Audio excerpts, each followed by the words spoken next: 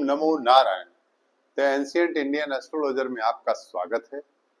हम आपके सामने चर्चा एक ऐसी करने जा रहे हैं जिससे आप केवल इतना जान करके कि आपके ग्रह किन किन राशियों में बैठे हैं और वो राशियों का स्वभाव क्या है, उतना ही जान के आप ये जान सकते हैं कि आपके भाग्य का स्तर क्या, आप कितनी ऊंचाइयों पर पहुंचेंगे।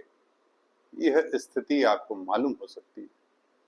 मेरे दर्शक दीर्घा, हमारे ज्योतिष बंधु जो हमारा प्रोग्राम देख रहे हैं, उनसे मेरी अपील है कि वो अंत तक इस चैनल पर बने रहेंगे और ध्यान से बातों को सुनेंगे और उन्हें अच्छी जानकारी है कि राशियों की का स्वभाव चर, स्थिर और द्विस्वभाव, ये तीन स्वभाव है। इन्हीं स्वभावों में, इन्हीं राशियों में और इन स्वभाव की राशियों में हमारे ग्रहों की स्थितियां कहां कहां अधिकतम होंगी या किस प्रकार की होंगी, जिसे हम ये जान सकेंगे कि हम कहां पहुंच रहे हैं या हमारा यजमान कहां तक पहुंच रहा है, हमारे यजमान की स्थिति क्या है, या हम कितना ऊंचे जा सकते हैं, हमारी ऊंचाई कहां तक छुएगी।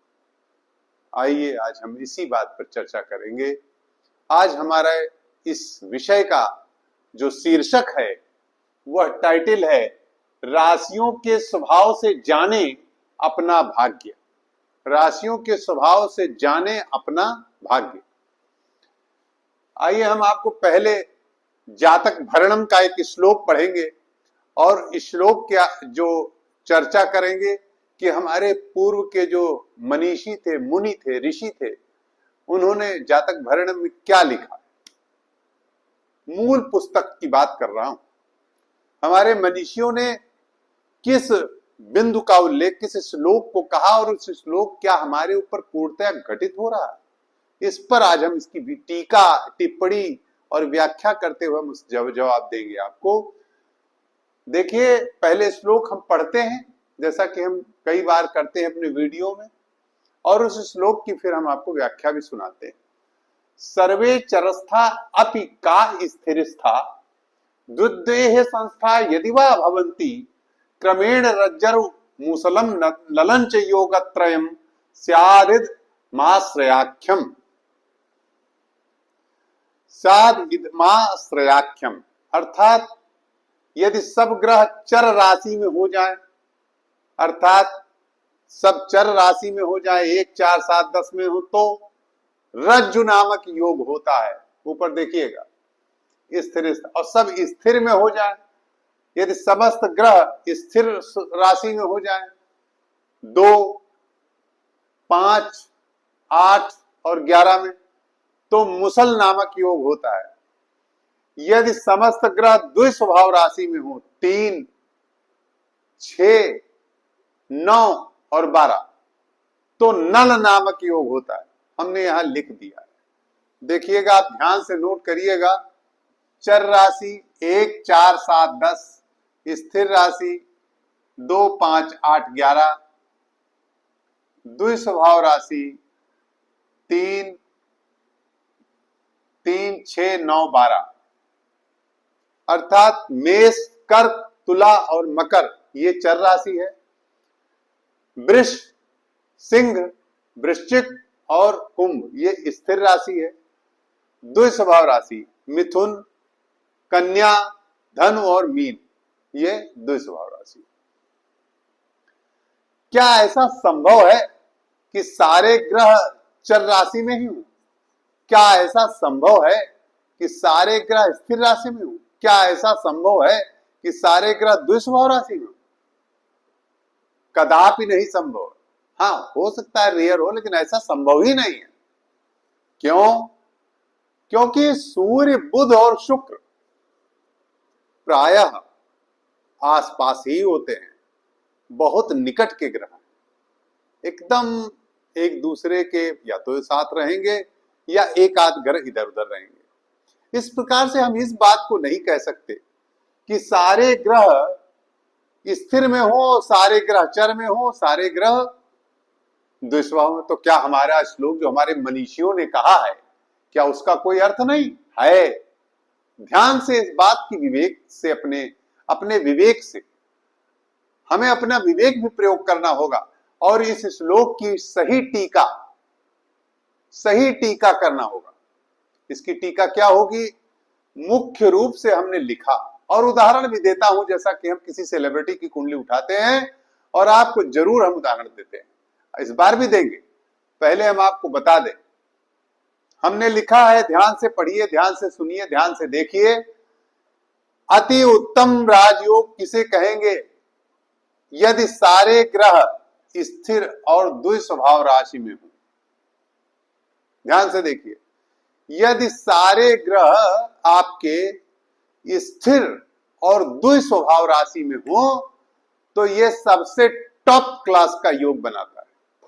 क्यों? स्थिर होने से हमने लिखा है द्विदेह संस्था यदि वा भवंती, तो इसमें यदि समस्त ग्रह स्थिर राशि में हो, यानी सर्वे चरस्था अपि वा स्थिर स्था द्विदेह संस्था यदि वा भवंती क्रमेण रज्जुर मुसलम नल च योग त्रयम।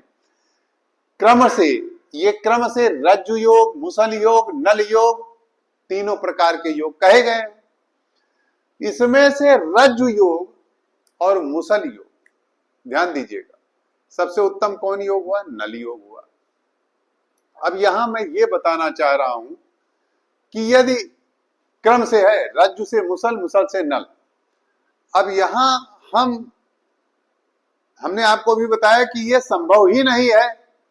ऐसा कैसे हो सकता है कि सारे के सारे ग्रह स्थिर में ही हो, सारे ग्रह दुस्वभाव में हो, सारे ग्रह चर में? ऐसा नहीं संभव है। तो क्या ऐसा संभव है कि इसमें से प्रायिकता यानी प्रोबेबिलिटी 2 की हो? हाँ, ऐसा संभव है, और वही सबसे इंपॉर्टेंट है। क्या मैंने लिखा है? अति उत्तम राजयोग है यदि सारे ग्रह स्थिर राशि और द्विस्वभाव राशि में, अर्थात स्थिर माने यानी 2, 5, 8, 11, 3, 6, 9, 12, तो इसे अति उत्तम राजयोग की श्रेणी में कहा जाएगा। अब दूसरे नंबर का योग जिसे हम उत्तम योग कहेंगे, क्या होगा? सारे ग्रह चर और स्थिर राशि में हो, तो ये ठीक है, मिडिल क्लास का उत्तम योग है। अब यदि सारे ग्रह चर और द्विस्वभाव में हो, यानी स्थिर में हो ही ना, केवल चर में हो और द्विस्वभाव में हो, तो क्या होगा? सबसे खराब योग कहा जाएगा। अब हम आइए सेलिब्रिटी का उदाहरण देते हुए, आज हमने अपने प्रधानमंत्री जी, महान नेता श्री नरेंद्र मोदी जी की कुंडली लिए हैं और उस पर मैं चर्चा करने जा रहा हूं। आप स्वयं देख सकते हैं, हमें कहने की आवश्यकता नहीं है, आप सभी लोग जानते हैं। वृश्चिक लग्न की कुंडली है, ध्यान से देखिएगा। सारे ग्रह इनके स्थिर और द्विस्वभाव राशि में, सारे ग्रह देखिए, चंद्रमा मंगल स्थिर में, बृहस्पति स्थिर में, शुक्र और शनि स्थिर में, बाकी सारे ग्रह द्विस्वभाव। तो समस्त ग्रह स्थिर और द्विस्वभाव में, आप स्वयं देख रहे हैं उनकी उन्नति, कुछ कहने की जरूरत नहीं है। एक सामान्य से परिवार में जन्म लेने वाला व्यक्ति, सामान्य नहीं बल्कि सामान्य से भी नीचे जन्म लेने वाला व्यक्ति इस देश का प्रधानमंत्री है आज के समय। हम वही आपके सामने रखना चाह रहे हैं। हमने श्लोक इसलिए पढ़ा कि उस श्लोक की टीका करना आवश्यक है। इस श्लोक का जो एकदम शाब्दिक अर्थ है वह लेने से हम भ्रम में पड़ेंगे। हमने वो भी सुना दिया आपको, और जिस ग्रंथ का है वो भी बताया, परंतु उसकी टीका जब हम करेंगे तो हम ये कहेंगे कि उनका जो ऐसा संभावना नहीं, तो संभावना की प्रायिकता किसमें बन रही है, प्रोबेबिलिटी किसमें बन रही है। तो हमने 2 प्रोबेबिलिटी उठाई, जिसमें हमने आपको बताया कि यदि सारे ग्रह स्थिर और द्विस्वभाव राशि में होंगे तो प्रबल राजयोग की श्रेणी कही गई है, अति उत्तम। उससे निम्न है चर और स्थिर, और उससे भी निम्न है चर और द्विस्वभाव, और मध्यम है चर, स्थिर और द्विस्वभाव। यदि सारे ग्रह आपके चर स्थिर द्विस्वभाव में क्रम से पड़े हुए हैं तो ये ठीक है, आप सामान्य जीवन बढ़िया जी लेंगे, ठीक है, अच्छा सब रहेगा। बस आपके सारे ग्रह चर और द्विस्वभाव में केवल नहीं होने चाहिए, स्थिर में भी होने चाहिए। अब स्थिर में अगर दो एक ग्रह नहीं है और सब ग्रह चर और द्विस्वभाव में तो ये ठीक नहीं। लेकिन यदि आपके ग्रह द्विस्वभाव में न होकर के केवल चर और स्थिर में है तो भी मध्यम श्रेणी का राजयोग बनेगा। अब हमने आपको आज के राजयोग की चर्चा की है केवल इससे कि कैसे आप अपनी राशियों के स्वभाव से अपने भाग्य, अपनी स्थिति, अपनी उन्नति के बारे में जान सकते हैं। इसको मैंने आज समझाने का प्रयास किया है। आप अच्छी तरह से बड़े आसानी से, कोई इसमें बहुत ज्यादा गणित नहीं लगानी, बड़े आसानी से जाके अपनी कुंडली खोलें। आप ये जानते हैं चर राशि किसे कहते हैं, मैंने लिख भी दिया है। चर राशि 1, 4, 7, 10, स्थिर राशि 2, 5, 8, 11, द्विस्वभाव राशि 3, 6, 9, 12। अब आप देख सकते हैं कि आपके ग्रह किन में ज्यादा है, किन अंकों में ज्यादा है। यदि आपके ग्रह इसमें और इसमें सबसे ज्यादा है तो अति उत्तम श्रेणी का राजयोग बन गया। यदि आपके ग्रह इसमें और इसमें ज्यादा है तो उत्तम श्रेणी का राजयोग बन गया।